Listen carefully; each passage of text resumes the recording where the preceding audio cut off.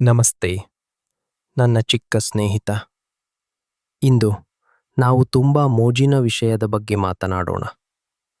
ಆಟಗಳು ಮತ್ತು ನಮ್ಮ ಸಮುದಾಯದಲ್ಲಿ ನಮ್ಮ ಸ್ನೇಹಿತರೊಂದಿಗೆ ನಾವು ಹೇಗೆ ಒಟ್ಟಿಗೆ ಆಡುತ್ತೇವೆ. ಕೆಲವೊಮ್ಮೆ ಬಿಡುವಿಲ್ಲದ ದಿನದ ನಂತರ ನಮಗೆ ಸುಸ್ತಾಗುತ್ತದೆ. ನಮಗೆ ವಿಶ್ರಾಂತಿ ಪಡೆಯಲು ಮತ್ತು ಸಂತೋಷವಾಗಿರಲು ಯಾವುದು ಸಹಾಯ ಮಾಡುತ್ತದೆ ಗೊತ್ತಾ? ಆಟಗಳು. ನಾವು ಮನೆಯಲ್ಲಿ ಹಾವು ಏಣಿಯಾಟ ಅಥವಾ ಚೆಸ್ನಂತಹ ಶಾಂತ ಆಟಗಳನ್ನು ಆಡಬಹುದು.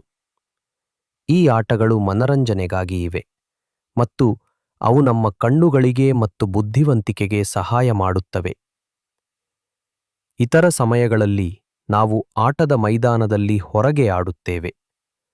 ನಾವು ಅನೇಕ ಸ್ನೇಹಿತರೊಂದಿಗೆ ಓಡಬಹುದು, ಜಿಗಿಯಬಹುದು ಮತ್ತು ನಗಬಹುದು. ನಾವು ಚೇಸ್ ಅಂಡ್ ಕ್ಯಾಚ್, ಫುಟ್ಬಾಲ್ ಅಥವಾ ಅಡಗು ಮುಚ್ಚಾಟದಂತಹ ಆಟಗಳನ್ನು ಆಡುತ್ತೇವೆ. ನಾವು ಒಟ್ಟಿಗೆ ಆಡುವಾಗ ನಾವೆಲ್ಲರೂ ಒಂದು ದೊಡ್ಡ ತಂಡದಂತೆ ಇರುತ್ತೇವೆ. ಇದು ನಮಗೆ ಸ್ನೇಹವನ್ನು ಬೆಳೆಸಲು ಮತ್ತು ಉತ್ತಮ ಸಮುದಾಯದಂತೆ ಅನಿಸಲು ಸಹಾಯ ಮಾಡುತ್ತದೆ. ನಾವು ಒಬ್ಬರಿಗೊಬ್ಬರು ಸಹಾಯ ಮಾಡುತ್ತೇವೆ ಮತ್ತು ನಾವು ಹಂಚಿಕೊಳ್ಳಲು ಮತ್ತು ಒಟ್ಟಿಗೆ ಮೋಜು ಮಾಡಲು ಕಲಿಯುತ್ತೇವೆ. ಆಟಗಳನ್ನು ಆಡುವುದು ನಮ್ಮ ಸಮುದಾಯವನ್ನು ಬಲವಾಗಿ ಮತ್ತು ಸಂತೋಷವಾಗಿ ಮಾಡುತ್ತದೆ. ಪ್ರತಿಯೊಬ್ಬರೂ ಆಡಲು ಮತ್ತು ಉತ್ತಮ ಸಮಯವನ್ನು ಕಳೆಯುವುದು ಮುಖ್ಯ.